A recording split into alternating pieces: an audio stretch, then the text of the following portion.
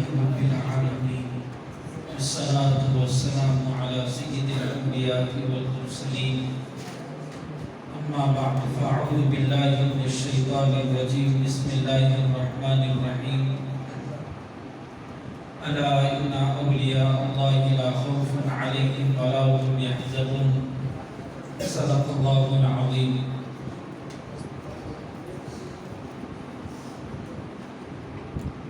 دوستوں بزرگوں اور عزیز طلباء، اللہ کا تکوینی نظام ہے، اس تکوینی نظام کے تحت دنیا چلتی رہتی ہے۔ اللہ نے جس طریقے سے چار خلفاء پیدا فرمائے ہیں، جس طریقے سے چار ائمہ اور چار مسالک پیدا فرمائے ہیں،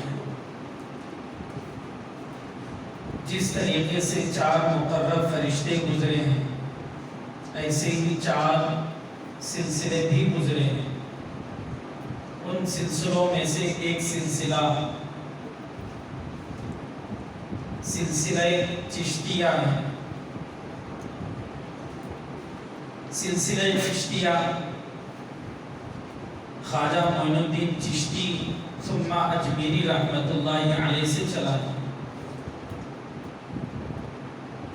آپ سراج الاولیاء، قطب العارفین، سراج الہند، ولی الہند،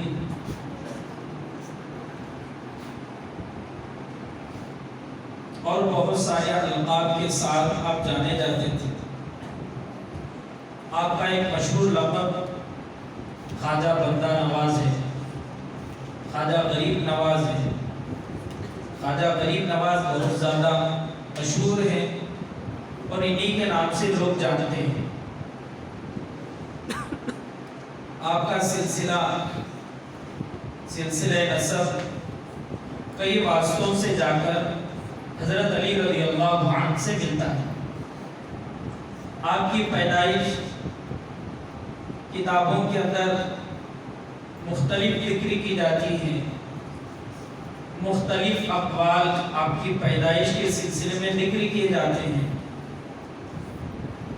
ایک قول آپ کی پیدائش 527 ہجری مطابق 1142 عیسوی کو ایران کے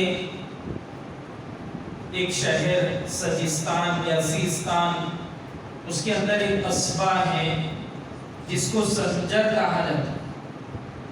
اور بھی مولانا علی میاں ندوی رحمت اللہ علیہ نے تاریخی دعوت و عزیمت میں اس سنجر کو دوسرا ذکر کیا گیا۔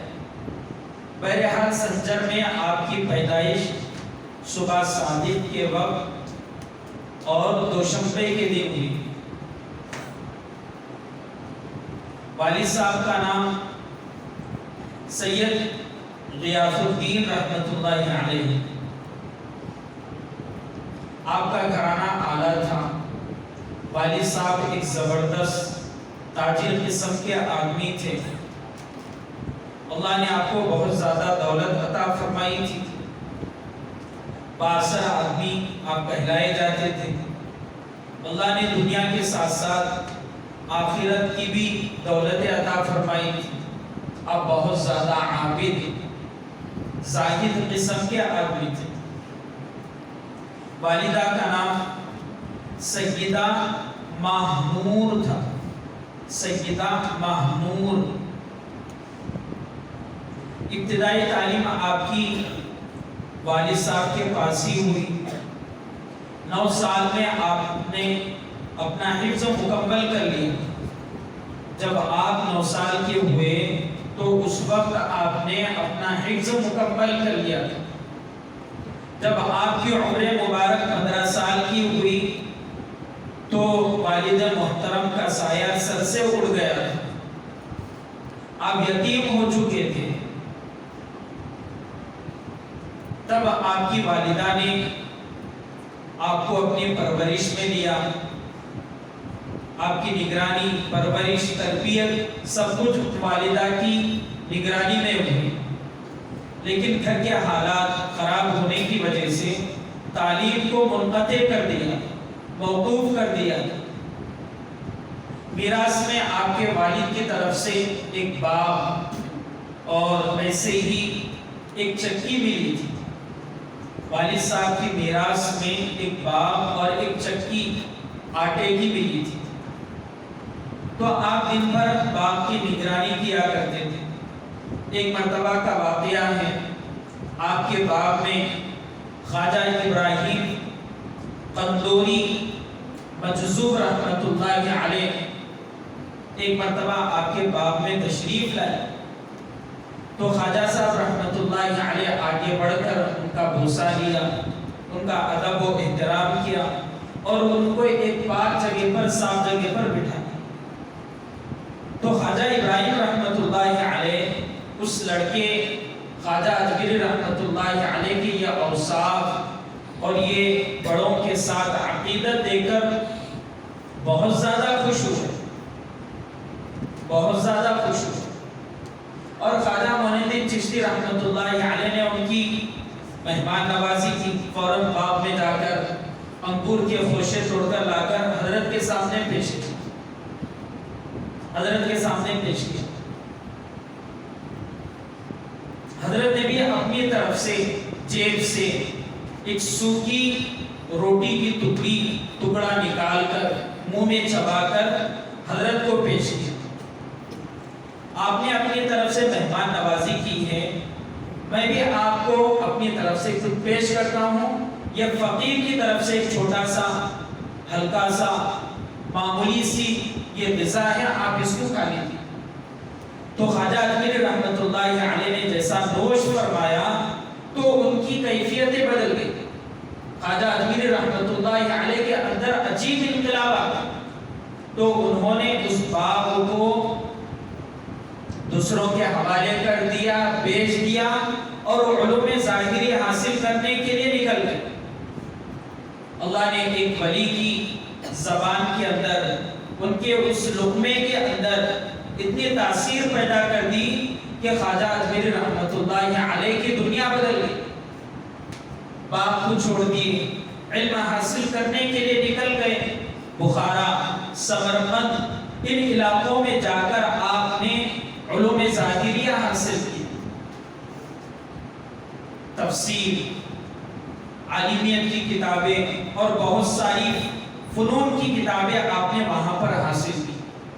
اس کے بعد علوم باطنیہ حاصل کرنے کے لیے سمرقند سے نکل کر عراق کی طرف گئے۔ عراق میں اس زمانے کے اندر ایک بہت مشہور عالم دین تھے، صوفی آدمی تھے، قصبہ ہارون کے اندر عثمان ہارونی رحمت اللہ علیہ، عثمان ہارونی رحمت اللہ علیہ، آپ نے ان کے پاس علوم باطنیہ حاصل کی، کئی سال آپ وہاں پر رہے۔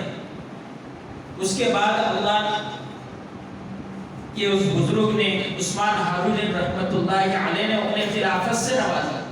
خلافت ملنے کے بعد بھی آپ 20 سال تک عثمان ہارونی رحمت اللہ علیہ کے پاس ہی رہے۔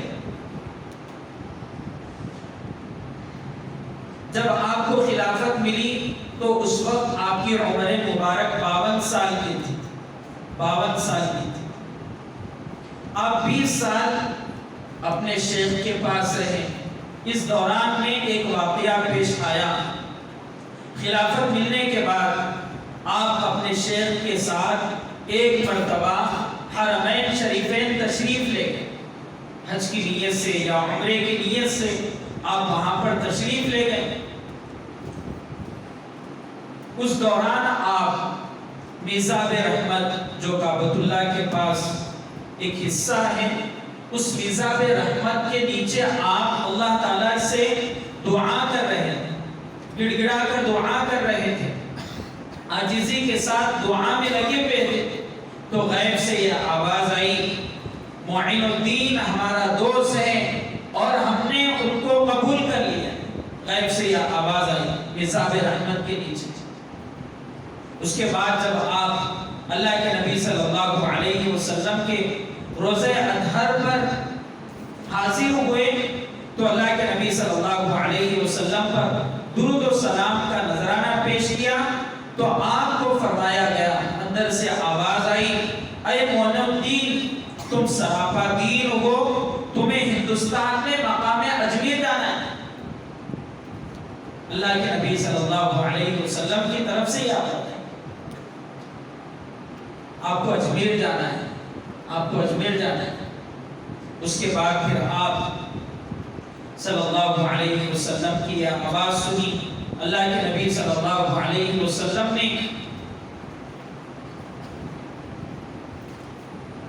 آپ کو ایک انار کے اندر ایک انار دیا گیا تھا، ایک انار کے اندر آپ کو اجمیر کا علاقہ دکھلایا گیا، وہاں کے پہاڑ اور وہاں کی ساری چیزیں آپ کو اس انار کے اندر دکھلائی، انار کے اندر دکھلائی۔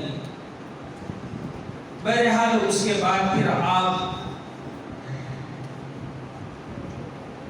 سن 588 ہجری کے اندر آپ اجمیر تشریف لائے، اجمیر تشریف لائے۔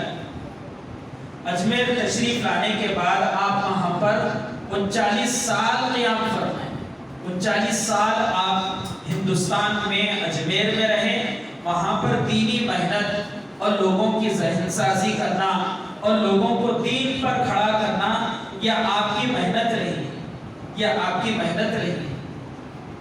جب آپ اجمیر تشریف لائے تو اس وقت غوری خاندان کی حکومت چل رہی تھی، غوری خاندان کی حکومت چل رہی تھی۔ اجمیر کی وجہ تسمیہ، اجمیر کا یہ نام کیوں ہے، اجمیر کو اجمیر کیوں کہا جاتا ہے؟ یہ اجمیر اصل میں دو لفظ سے مرکب ہے، ایک ہے اجا اور ایک ہے میر۔ اجا اس زمانے کے اندر ایک ہندو راجا اور ہندو بادشاہ کا نام تھا۔ یہ اصل میں اجا ہندی لفظ ہے جس کے معنی سورج کے آتے تھے، جس کے معنی سورج کے آتے تھے۔ اجا ہندی لفظ ہیں جس کے معنی سورج کے آتے ہیں۔ ایسے ہی میر کے معنی پہاڑ کے آتے تھے۔ چونکہ اس زمانے کا بادشاہ اپنا محل پہاڑ کے اوپر بنایا تھا، اسی واسطے اس علاقے کا نام اجمیر پڑ گیا، اس علاقے کا نام اجمیر پڑ گیا۔ البتہ خواجہ اجمیری رحمۃ اللہ علیہ اپنے 40 ساتھیوں کو لے کر اللہ کے نبی صلی اللہ علیہ وسلم کے بحکم اجمیر تشریف لائے، وہاں پر دین کی محنتیں کی، دین کی محنتیں کی۔ اللہ تبارک و تعالیٰ نے آپ کے ہاتھوں کئی کرامات کو ظاہر فرمایا، کئی عجائبات آپ کے ذریعے سے اللہ ظاہر فرمائے، اور کئی کرامتیں اللہ تبارک و تعالیٰ نے آپ کے ذریعے سے ظاہر فرمائی۔ ایک بہت بڑی کرامت آپ کے ذریعے سے یہ ہوئی، جب آپ دین کی محنت اجمیر کے اندر کر رہے تھے، ایک واقعہ ذکر کیا جاتا ہے کہ ایک جگہ پر بادشاہ کے اونٹ بیٹھا کرتے تھے۔ ایک مرتبہ خواجہ اجمیری رحمۃ اللہ علیہ ان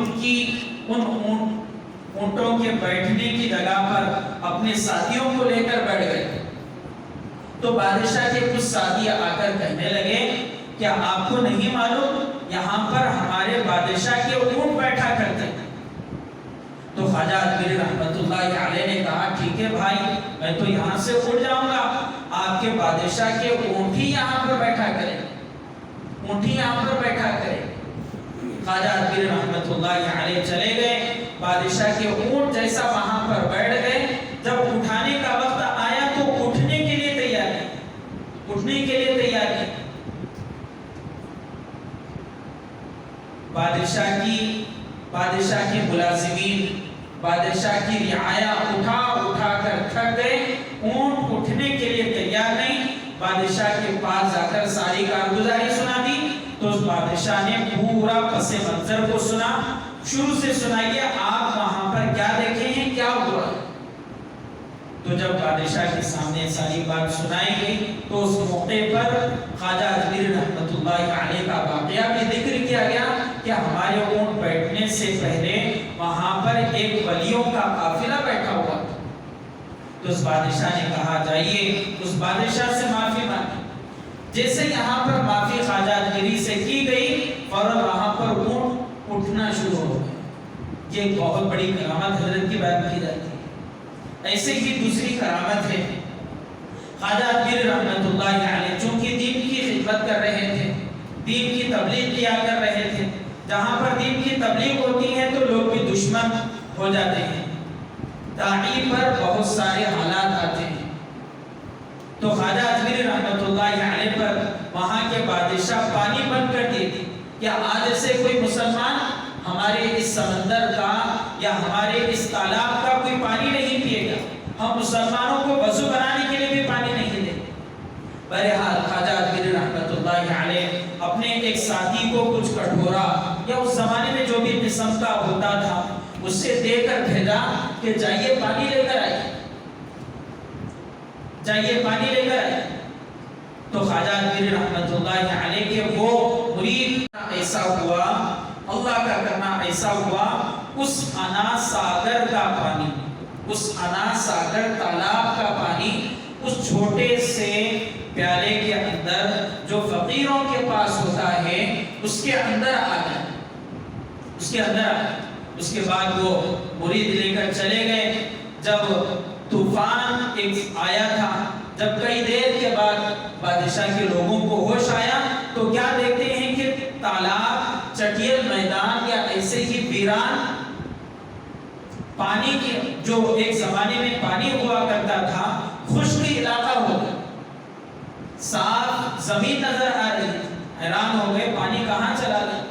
بادشاہ کے پاس گئے, اس کے بعد بادشاہ معافی مانگا تو جس کی وجہ سے پھر وہ دوبارہ پانی آیا. تو یہ کرامت حضرت کی بہت ساری ہیں اور ایسے ہی بہت سارے واقعات موضوع اور من گھڑت بھی بتلائے جاتے ہیں جو کتابوں کے اندر ہے, وہی آپ حضرات کے سامنے ذکر کیے گئے. حضرت کی کئی سال محنت رہی, تقریباً 40 سال تک آپ وہاں پر محنت کی, جس کے بعد اللہ تبارک و تعالیٰ نے کئی لوگوں کو آپ کے ہاتھ پر مسلمان اللہ تعالیٰ نے کروائے. تقریباً 90 لاکھ لوگ آپ کے اوپر مسلمان, 90 لاکھ لوگ آپ کے ہاتھ پر مسلمان. تو یہ کرامتیں ہیں, یہ ہمارے بڑوں کی زندگیاں ہیں. آپ کی بہت ساری کتابیں تصنیف ہیں, آپ نے جہاں پر لوگوں کو دین پر لانے کی کوششیں کیے ہیں وہیں پر آپ نے کئی کتابیں بھی لکھی ہیں. آپ نے اپنے شیخ عثمان ہارونی رحمۃ اللہ علیہ کی ملفوظات پر ایک کتاب لکھی ہے جس کو انیس الارواح کہا جاتا ہے. انیس الارواح یہ کتاب آپ نے لکھی ہے. ایسے ہی دوسری کتاب گنج اسرار, تیسری کتاب دلیل العارفین, یا آپ کی لکھی ہوئی کتابیں ہیں. ایسے ہی کلمات خواجہ معین الدین چشتی, کلمات خواجہ معین الدین چشتی. ایسے ہی اور ایک کتاب ہے دیوان خواجہ معین الدین چشتی رحمۃ اللہ علیہ. کئی کتابیں ہیں جن میں سے چند کتابوں کا آپ حضرات کے سامنے تذکرہ کیا ہے. ایسے ہی اللہ تبارک و تعالیٰ نے اس بزرگ کے ذریعے سے اور بھی سلسلہ چشتیہ کو آگے بڑھایا. ان کے ذریعے سے وہ سلسلہ بہت زیادہ چمکا, آگے بڑھا اور بھلا اور بھولا. جو سلسلہ آج تک چل رہا ہے, سلسلہ چشتیہ آج تک چل رہا ہے. ان کے بہت سارے خلفاء گزرے ہیں. مشہور خلیفہ قطب الدین بختیار کاکی رحمۃ اللہ علیہ, قطب الدین بختیار کاکی رحمۃ اللہ علیہ. ایسے ہی اور ایک بادشاہ گزرا ہے شمس الدین التمش, یہ بھی انہی کا خاص مرید تھا, انہی کا خاص مرید تھا. ایسے ہی اور ایک خلیفہ گزرے ہیں ضیاء الدین بلخی رحمۃ اللہ علیہ, ضیاء الدین بلخی رحمۃ اللہ علیہ. ایسے ہی علی بخاری رحمۃ اللہ علیہ. یہ بہت سارے خلفاء حضرت کے گزرے ہیں. آپ کی وفات اجمیر کے اندر 6 رجب کو ہوئی، 6 رجب 627 ہجری کے اندر، 6 رجب 627 ہجری کے اندر 96 عمر میں اللہ نے آپ کو اس اجمیر کے علاقے میں اللہ تعالیٰ نے اپنے پاس بلایا، اس حبیب اللہ کو اللہ نے اپنے پاس بلایا۔ تو یہ مختصر آپ کی زندگی ذکر کی گئی ہے۔ مقصود یہ ہے ذکر کرنے کا کہ ہم بھی ان ولیوں کی زندگیوں کو پڑھیں اور اپنی زندگی کے اندر ان اوصاف کو لائیں۔ آپ کی مجاہدانہ زندگی، آپ کی عابدانہ زندگی، آپ کی اخلاقانہ زندگی اور لوگوں کے ساتھ ہمدردی اور لوگوں پر اپنی زندگی پوری لگا دینا، دین کے خاطر اپنی پوری عمر کو کھپا دینا، یہ اصل ہمارے بزرگوں کا اور ولیوں کا شیوا رہا ہے۔ ہم بھی اپنی زندگی کو ان ولیوں کی طرح بنانے کی کوشش کرنی چاہیے۔ جو ولی جو تعلیمات رسول اللہ صلی اللہ علیہ وسلم کی دے کر گئے ہیں، ان تعلیمات پر عمل کرنا، ان تعلیمات کو دوسروں تک پہنچانا، یہ حقیقی ولیوں سے محبت ہے، یہ حقیقی ولیوں سے محبت ہے۔ ولی کوئی ناچ گانا نہیں کیا کرتے تھے، کوئی چادر پھیلا کر دنیا کے اندر چندہ نہیں کیا کرتے تھے، یہ ولیوں کی تعلیم نہیں ہے، یہ ولیوں کی تعلیم نہیں ہے۔ ولیوں کی تعلیم یہ ہے کہ اللہ پر ایمان لایا جائے، عقائد کو درست کیا جائے، گھر کی زندگی کو بنایا جائے اور دنیا کے اندر دین کو پھیلایا جائے، اسلام کو زندگی میں لایا جائے۔ یہ اصل ولیوں کی تعلیم ہوتی تھی۔ کوئی دیو لگانا کسی ولی کی کوئی تعلیم نہیں تھی۔ اللہ تبارک و تعالی ہم سب کو ان بکھری ہوئی باتوں پر عمل کی توفیق عطا فرمائے۔ وآخر دعوانا ان الحمد للہ